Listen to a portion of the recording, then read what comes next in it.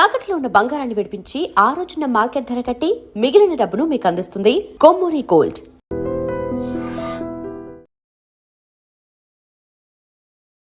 నమస్తే రమగారు. నమస్తే జయ. రమగారు, మనం వరప్రసాదుల కథ చెప్పుకుంటా ఉన్నాము. రాజు వస్త్రం ఇదంతా అయిపోయింది, అతనికి బుద్ధి వచ్చేసింది. తర్వాత మరి వసంతుడు చెట్టెక్కి వెళ్తే ఒక మంచి అందంగా ఉన్న ఒక అమ్మాయి కనిపించింది. ఆ తర్వాత ఏం జరిగింది? ఒక రాక్షసి చేత పెంచబడుతున్న కళావతి ఇతనికి భార్యగా ఉంది. వాళ్ళిద్దరు కలిసి ఉన్నారు.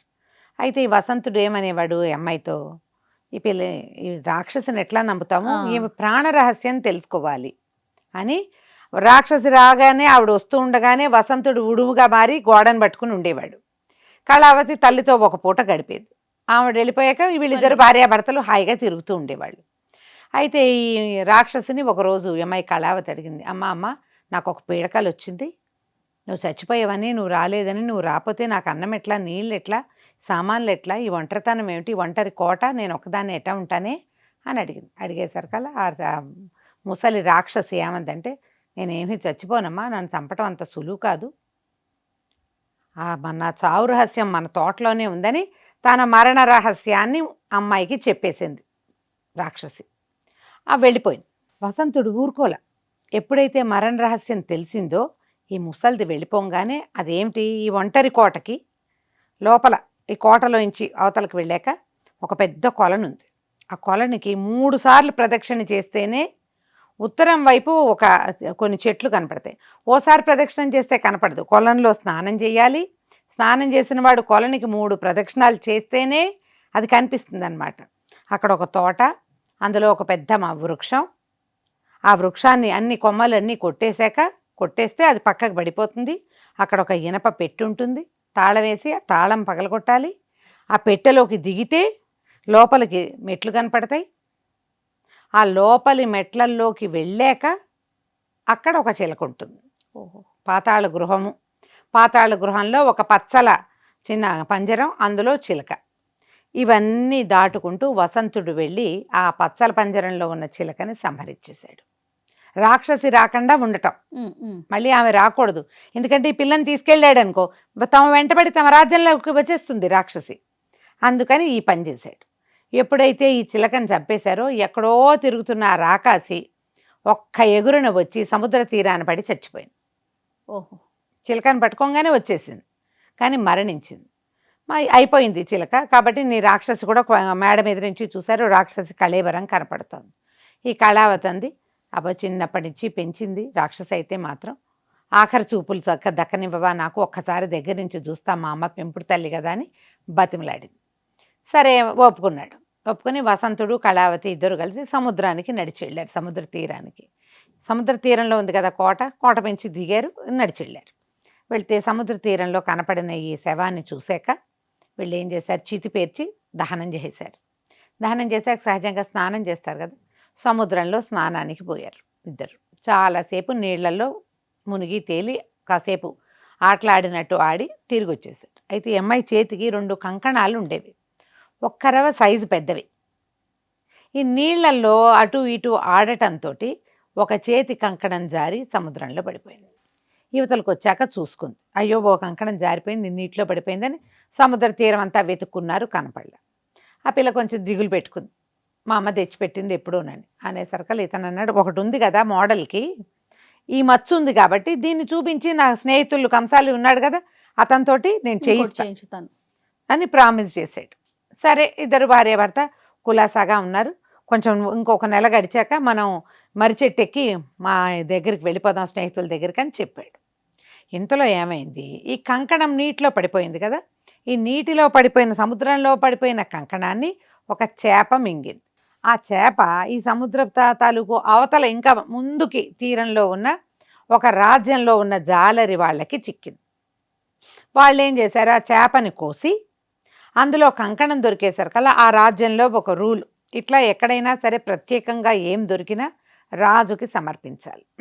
ఆ రాజుగారి పేరు కందర్పకేతు. ఆ రాజుగారికి సమర్పించారు. రాజుగారు చూశాడు, ఆ వస్తువు చూస్తే కంసాలకి వాళ్ళకి వీళ్ళకి చూపించాడు. మామూలుగా ఉంటారు కదా, సొన్నారంటారు, ఏమనాలి, మన అప్రైజర్లు వాళ్ళు, గోల్డ్ స్మిత్. చూపించేసరికల్లా ఆయన అన్నాడు, అయ్యా ఇది భూలోకంలో తయారైన వస్తువు కాదండి. మామూలుగా మనం బంగారంతో ఏదైనా వస్తువు చేయాలంటే దానికి వెండో సత్తో కలుపుతాం, రాగో కలపాలి. ఇది 24 క్యారెట్లు మేలిమితో వస్తువు చేస్తే మెత్తగా ఉంటుంది. ఇది మేలిమి వస్తువు మన దగ్గర భూలోకంలో జరగదు. మనం కొన్ని దేవతాభరణాలు చూస్తాం మేలిమితో చేయబడ్డవి, ఇది అలాంటిది. దాంట్లో పచ్చలు అవి పొదుగున్నాయి. ఆ వస్తువుని అతని చేత్తో పుచ్చుకుంటే ఏదో ఒక మహాద్భుత సౌందర్యవతి చేయి పుచ్చుకున్నట్టుగా అనిపించింది రాజుగారికి. ఇక రోజు దాని మీదే ఆయనకి దృష్టి. ప్రతిరోజు చేతికి పట్టుకుని చూసుకుంటూ ఏమనేవాడు, ఎవరో అందగత్తైన అమ్మాయి వేసుకుంటుంది, ఆ అందగత్తె కావాలి నాకు అని ఏం చేశాడు, కొన్నాళ్ళకి ఊళ్ళో చాటించాడు. ఈ పచ్చల కడియం వేసుకోగలిగే మహాద్భుత సౌందర్యవతిని, అంటే ఒకటి మనకు దొరికింది, రెండోది ఆమె దగ్గర ఉంటుందిగా, ఆ అందగత్తెని పట్టుకొచ్చిన వాళ్ళకి అర్ధరాజ్యం ఇస్తానన్నాడు. వాడి పిచ్చ చూడు, ఈ వెర్రి కథలన్నీ ఇలాగే ఉంటాయి. అర్ధరాజ్యం అంటే ఊళ్ళో వాళ్ళంతా అసలు దేవతాభరణం మనకెక్కడ దొరుకుతుందని ఊరుకున్నారు. కానీ ఒక కంత్రి ముసలమ్మ ఒక ఆవిడ ఉంది, ఆ వస్తువు నాకు చూపించండి నేను ప్రయత్నం చేస్తానని వస్తువు చూసింది. చూసి బాగా గుర్తుపెట్టుకుని వస్తువు ఎట్లా ఉంది, దానికి ఎన్ని గీతలు ఉన్నాయి, ఎన్ని పచ్చలు ఉన్నాయి, పచ్చల షేప్ ఎట్లా ఉంది, మధ్యలో తెల్లరాళ్ళు డైమండ్స్ ఉన్నాయి లేదా అవన్నీ చూసుకుని ఈ బెస్తవాళ్ళ దగ్గరికి వెళ్ళి ఎక్కడ మీరు వల వేస్తే చేపలు దొరికినాయో చెప్పండి అని పట్టుకుని, వాళ్ళు ఫలానా చోట వల అంటే సరే, అక్కడి నుంచి ఎగువకి దారి ఉంది, దిగువ దారంతా మందే. చేపలు ఎప్పుడు ఎట్లా వస్తాయి, ఎగువ నుంచి దిగువకు వస్తాయి. కాబట్టి ఒక పడవ ఇప్పించుకుని రాజుగారి చేత పెద్ద నౌక లాంటిది ఎగువకి ప్రయాణం చేయటం మొదలుపెట్టింది. ఈ వెళ్ళగా ఎగువకి ప్రయాణం చేస్తుంటే సముద్ర తీరాన్ని ఆనుకుని ఉన్న ఒంటరి కోట కనపడింది. చాలా గంటల పాటు అక్కడ లంగరేంచి దుర్భిణితోటి చూస్తూ ఉంది. చూడగా ఈ ఒంటరి కోట పెద్దది, బ్రహ్మాండమైన హర్మ్యం. అది కోట అంటే అలా కనపడుతోంది. మనిషి పిల్ల మేక ఎవరు ఉన్నట్టు కనిపించట్లా, మనుషులు లేరు. చూడగా కోటలోంచి ఒక అమ్మాయి అబ్బాయి పరిగెత్తుకుంటూ సముద్రం వైపుకి రావటం, వాళ్ళిద్దరూ సయ్యాటలాడుకుంటున్నట్టుగా కనపడింది. ఎవరో స్త్రీ పురుషులు ఉన్నారు. ఆ అమ్మాయి అది కొంచెం ఎండలో చేతులు కదుపుతూ ఉంటే ఆభరణాలు మెరుస్తున్నాయి. ఇదే అయి ఉంటుందని వాళ్ళకి ఏం చెప్పింది, సరంగులకి మీరు ఇక్కడే వేసుకుని ఉండండి, నేను వచ్చేదాకా ఇక్కడి నుంచి కదలద్దు అని చెప్పి చిన్న డింగీతోటి సముద్ర తీరానికి వచ్చి మళ్ళీ మర్నాడు వాళ్ళు వచ్చేదాకా అక్కడ కూర్చుంది. ఆ సమయానికి వచ్చి కూర్చుంది, జుట్టు విరబోసుకుని కూర్చుని ఏడుస్తుంటే ఈ వసంతుడు కళావతి ఇద్దరు రోజు సముద్రంలో కాసేపు ఆడుకోవడానికి వస్తారు నీళ్ళల్లో. ఈ వచ్చినప్పుడు చూసేసరికల్లా ఈ ముసలమ్మ కనపడింది. కళావతి ఆశ్చర్యపోయి, ఇంత ముసలిది ఎటా వచ్చింది ఇక్కడికి అని, ఎటా వచ్చా బాబా ఏమిటవ్వా అంటే, అదే మేమేదో పడవలో వచ్చాక పడవకి ఏదో సమస్య వచ్చింది, వాళ్ళందరూ పడవలో ఎవరి జాతకం పనికిరాదో వాళ్ళ వల్లే ఈ సమస్య వచ్చిందని చీటీలేసి నా పేరు వచ్చింది, నా కొడుకు కోడలు కూడా ఆ పడవలోనే ఉన్నారు, నా పేరు వచ్చింది కాబట్టి వాళ్ళు ఒక డింగి కట్టించి నన్ను దింపేశారు, పడవేమో వెళ్ళిపోయింది, నేను ఇక్కడ కూర్చున్నాను, ఎవ్వరూ లేరు, దిక్కులేని దాన్ని ఏడ్చింది.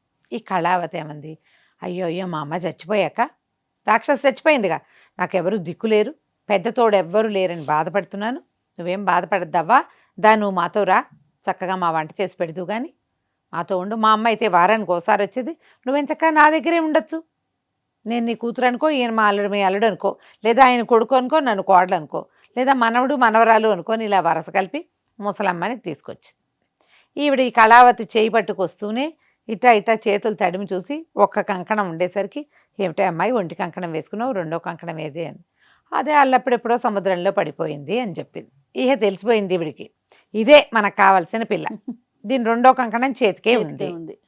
సరే వాళ్ళని నమ్మించింది, బాగా చక్కగా వంట చేసేది, పిల్లాన్ని బాగా చూసుకునేది. కొద్ది రోజులు గడిచినాయి. ఆవిడ జడేయటము, తలకాయ దువ్వటం, నెత్తికి నూనె వేయటం, రాకాసి తల్లి అవన్నీ ఏం చేసేది కదా, పిల్ల చేసుకునేది. ఈవిడేమిటి మనిషి తల్లుడికి ఆ జాగ్రత్తలు ఉంటాయి కదా, నెత్తికి నూనె పెట్టడం, తలకి నూనె పెట్టడం, అన్నం వండి పెట్టడం, చక్కగా మంచి మంచి వ్యంజనాలు చేయటం, చేయగా మా అమ్మతో బాగా ఈవిడతోటి అలవాటైంది. ఈ అబ్బాయి కొంచెం వేటాడడానికి దానికి దీనికి సముద్రానికి వెళ్ళేవాడు. అప్పుడు ఒంటరిగా కళావతి ముసలమ్మకి దొరికేది. అప్పుడు జరిగిందంతా తన తల్లి ప్రాణరహస్యం తన మొగుడికి ఎలా చెప్పింది, అది చెప్పాక ముసలమ్మంది, ఏమోనమ్మా మీ అమ్మ రాక్షస అన్నావు బాగానే ఉంది, మీ ఆయన ఏమిటో ఇప్పుడు వీడు మనకు తెలిసి రాలా, ఇప్పుడు నేను చూడు సముద్రంలో వచ్చా, మా వాళ్ళు నన్ను డింగిలో వదిలిపెట్టారు. మరి మీ వాడిని ఎవరు వదిలిపెట్టారు? ఎక్కడి నుంచి వచ్చాడు? ఎలా వచ్చాడు? వీడి ప్రాణాల రహస్యం ఏమిటో కనుక్కోమంది అనేసరికల్లా ఈ పిల్ల భర్తని అడిగింది. మా అమ్మకు ఉన్నట్టే ప్రాణ రహస్యం ఉందా నీకు కూడా? అడిగేసరికల్లా నవ్వాడు. మా గురుదేవులు మాకు విద్యలు నేర్పించినప్పుడు కొన్ని అవకాశాలు ఇచ్చారట్లా ప్రాణాలు దాచిపెట్టుకోవచ్చని. నేను నా కత్తి వరలో నా ప్రాణ రహస్యాన్ని దాచిపెట్టుకున్నాను అని చెప్పేశాడు. ఈ పిల్లేమో ముసలమ్మకి చెప్పింది. మా ఆయన కత్తి వరేటలేవా, ఏం ప్రమాదం లేదు, ఆ కత్తి ఎప్పుడు ఆయన దగ్గరే ఉంటుంది, ప్రమాదం లేదు, మా ఆయనకు వచ్చే సమస్య ఏమీ లేదు. ఆవిడ ఏమంటుంది, మీ ఆయనకి ఏదైనా అయితే మన సంగతి ఏమిటి, నువ్వు నేను పిల్ల తల్లి పిల్ల ఇక్కడే ఉండిపోతాం అలా అనేది. అసలు ఆడవాళ్ళు పక్కింటి ఆంటీలతో కూడా ఇలాగే భలే బాగా ఫ్రెండ్షిప్ చేసేస్తారు ఆడపిల్లలు. అలా జరిగిందనమాట. సరే ఇక అక్కడి నుంచి ఏమైంది, ఆ పగలు గడిచిపోయింది. సాయంకాలం బాగా ఆటలాడి వీళ్ళిద్దరు అలసిపోయి నిద్రపోతున్నారు. ఈ ముసలమ్మ ఏం చేసింది, పడుకోకుండా ఈ కుర్రాడి కత్తి వర తీసుకుపోయి వసంతుడిది సముద్ర తీరంలో పెట్టి ఒక రాయి తీసుకొచ్చి పెట్టుకుని దాని మీద అరగదీసేసింది. ఇంకా కొంచెం మిగిలింది. ఆ వరని అరగదీస్తే అది ముక్క అయిందంటే పోతాడు వీడు. 70% అరిగిపోయింది. ఈ లోపల ఈ పిల్లకి మెలకు వచ్చింది కళావతికి. పక్కనున్న భర్త గిలగిల్లాడిపోతున్నాడు, మెడ పక్కకి వెళ్ళాడేసేస్తున్నాడు. ఏమైపోతుందో తెలియదు. దీనికి ఏం అనుమానం వచ్చింది, వీడికి ఏం అవ్వకూడదు, ప్రాణం వరలో ఉంది, వర ఏది అని చూసింది, వరలేదు. అమ్మో ఏదో జరుగుతోందని అది ఇంట్లో చుట్టుపక్కల చూసుకుని మా మీద ఇవిడేది తల్లి, పెంపుడు తల్లి, పరిగెత్తుకుంటూ మేడ మీదకి ఎక్కి చూస్తే ఏముంది, సముద్ర తీరంలో ఆ ముసలిది ఒక రాయి మీద వర అరగదీస్తుంది. ఇది పరుగులు పెట్టింది కళావతి. ఎందుకే మా ఆయన చంపుతున్నావు అనేసరికల్లా, అబ్బే నేనేం చంపట్లేదు, అతను చెప్పాడు కదా వరలో ఉందని, నిజమో కాదో అని టెస్ట్ చేస్తున్నా, అయితే నిజమే అనమాట అనేసరికి, మరి అరగదీసేసావు, మా ఆయన మెడవెళ్ళాడేసేసాడు, ఇప్పుడు నా పరిస్థితి ఏంటి, అతను ఏం చెయ్యాలి అని కళావతి అంటే, మామంటే పర్వాలా మన దగ్గర సిద్ధాంజనం ఉంది, అంజనం రాస్తే మామూలు అయిపోతాడు, నువ్వు రా అంజనం తీసుకొద్దాం అని చెప్పి ఆ ముప్పాతిగా అరగదీసిన కత్తిని అక్కడ వదిలేసి, చచ్చిపోలేదు వసంతుడు, మెడ విరిగి తెగిపోయి ఉన్నాడు. అక్కడ వదిలిపెట్టి డింగి ఎక్కి అక్కడెక్కడో ఉంది సిద్ధాంజనం తీసుకుందామని డింగి ఎక్కించింది. ఎక్కించిన తర్వాత, నేనంటే ముసల్దాన్ని నేను చూడొచ్చు, నువ్వు పిల్లవి అంటే యువతివి, భర్తతో కాపురం చేసేదానివి, నువ్వు ఆ ఔషధాలన్నీ చూడకూడదు, కళ్ళకి గంతలు కడతానని ఏం చేసింది, చీర చెంగు విప్పి చించి చిన్న ముక్క కళ్ళకి గంతలు కట్టేసి. ఇంకా ఆవిడేం చెప్పినా ఈ పిల్ల చేస్తోంది. మరి ఇప్పుడు భర్త బతకాలి కదా, మరి అబ్బాయి మెడ వెళ్ళాడేసేసాడు, మెడ దిగిపోయింది, ఆ డింగి ఎక్కేసింది, కళ్ళకి గంతలు కట్టించేసుకుంది. ఈ గంతలు కట్టంగానే డింగి చెక్క తెడ్లేసేసి నావ దగ్గరికి, వాళ్ళ పడవ దగ్గరికి తీసుకుపోయింది. వీళ్ళు సముద్ర తీరాన్నే తిరుగుతున్నారు, కానీ ఆ సముద్ర తీరంలో కొన్ని కొండరాళ్ళు ఉన్నాయి. వీళ్ళు వచ్చిన నౌక ఆ కొండరాళ్ళ వెనకాల పార్క్ చేసి పెట్టారు, అక్కడ వేశారు లంగరు. అందుకని వీళ్ళు తిరుగుతున్న ప్రాంతంలో ఆ పడవ వాళ్ళకి కనపడలయ్యి, ఆ పిల్లకి పిల్లాడికి. కళావతి వసంతుడు వాటిని చూడలేకపోయారు. ఆ పడవ వైపు తీసుకుపోయింది. ఆ పడవని తట్టేసరికల్లా అక్కడ ఒక గంట ఉంది, గంట కొట్టేసరికి లోపల నుంచి నిచ్చినేశారు. ఇద్దరు మనుషులు వచ్చి కళావతి రెక్కలు పుచ్చుకుని పైకి లాగేశారు. పైకి వెళ్ళాక ఎవరో మగవాళ్ళు చేతులు పుచ్చుకున్నారు, పైకి లాగారు, తెలిసిపోయింది. ఏమిటి ఇది, ఎక్కడున్నామని ఆమె కంటికి గుడ్డ తీస్తే ఏముంది, పడవలో ఉన్నట్టు తెలిసింది. ఇది అరిచి కేకలు పెట్టి గట్టిగా గందరగోళం చేసేసరికి ముసలి చాలా ఘటికురాలు, ఆ నోరు మూసేసి ఓ గదిలోకి తోసి తాళం పెట్టేసి, పదండి వెళ్ళిపోదామని లంగరెత్తేశారు. పడవ వెళ్ళిపోయింది. వసంతుడు కొస ప్రాణంతో ఇక్కడ ఉండిపోయాడు. ఈ అమ్మాయిని తీసుకుని కందర్పకేతువు దగ్గరికి తీసుకుపోయింది ముసలమ్మ. అర్ధరాజ్యం దొరికేసింది అనుకుని కళావతిని తీసుకుపోయింది. తీసుకెళ్లేసరికల్లా కందర్పకేతువు చెప్పాడు, నేను నీ సౌందర్యాన్ని, నీ గాజును చూసి ఊహించాను, ఈ కంకణాన్ని చూసి నన్ను వివాహం చేసుకో అన్నాడు. అది కానీ ముసలమ్మని తిట్టింది, ఏంటో ఇలా చేస్తావు, నన్ను ఇలా ఈ రకంగా చేస్తావంటే. ముసలిదేమంది, ఆ ఒంటరి కోట, దిక్కు దివాణం లేదు, మెడ దిగి సగం చచ్చిన మొగుడు, ఎప్పుడో ఒకప్పుడు పోతాడు వాడితో ఏం చేస్తావు, ఇక్కడ బ్రహ్మాండమైన రాజ్యం ఉంది, హాయిగా యువకుడు, ముందు వీడెవడో మనకు తెలుసు, రాజు, కాబట్టి ఈ హాయిగా ఉండమని ఆ ముసలమ్మ బలవంత పెట్టింది. ఈ పిల్ల బాగా ఆలోచించుకుని, నాకేదో వ్రతం ఉంది, ఏడాది దాకా నేను ఎవరిని పరపురుషుడి మొహమే చూడను, నాకు ఈ వ్రతం అయ్యేదాకా నా జోలికి రావద్దని గట్టిగా పట్టేసి అక్కడ చిక్కుబడిపోయింది కళావతి. ఈ మెడ తెగిపోయిన వసంతుడు ఎవరైనా రక్షించారా లేదా, కళావతిని ఎవరు రక్షించారు? వీళ్ళిద్దరూ మళ్ళీ కలుసుకున్నారా లేదా? మనం వచ్చే భాగంలో చూద్దాం. తప్పకుండా రమ్మగారు. నమస్తే. నమస్తే G. And for more videos, Please subscribe to iDream. Please subscribe to iDream. Please subscribe iDream. And please subscribe to iDream. For more videos, subscribe to iDream. please like, share and subscribe to the channel. Congratulations, iDream. Subscribe to iDream. Subscribe to iDream. So subscribe to iDream Media. iDream की iDream team अंदर की huge congratulations. Please subscribe iDream Media. Please subscribe to iDream. Subscribe iDream. Please subscribe to iDream. iDream అంటే నా కళల ఛానల్ను subscribe చేసుకున్న నోరు తిరుగుతలేదు, మీరైతే గంట గుర్తు కొట్టండి. For more such videos, please subscribe to iDream. Subscribe to iDream. Please subscribe to iDream. Please subscribe iDream Media. Please do subscribe to iDream. Please subscribe to iDream Media. For best entertainment and information, please subscribe iDream. And don't forget to subscribe to iDream.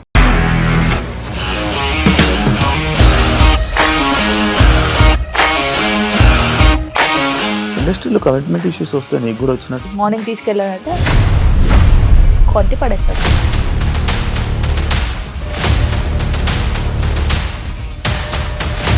ఒక్కళ్ళు కూడా చూడలేదు ఈ cinema అని చెప్పడానికి కూడా చాలా ధైర్యం కావాలి. అది నిజం కదా, దాంట్లో ధైర్యం ఏంటి? నెక్స్ట్ డే ప్లేట్ మార్చేస్తే తప్పు కదా. As of now, we are comfortable this అని నేను అనుకుంటున్నాను. రష్మిక గారిది మీది ఒకే ఊరంట కదా?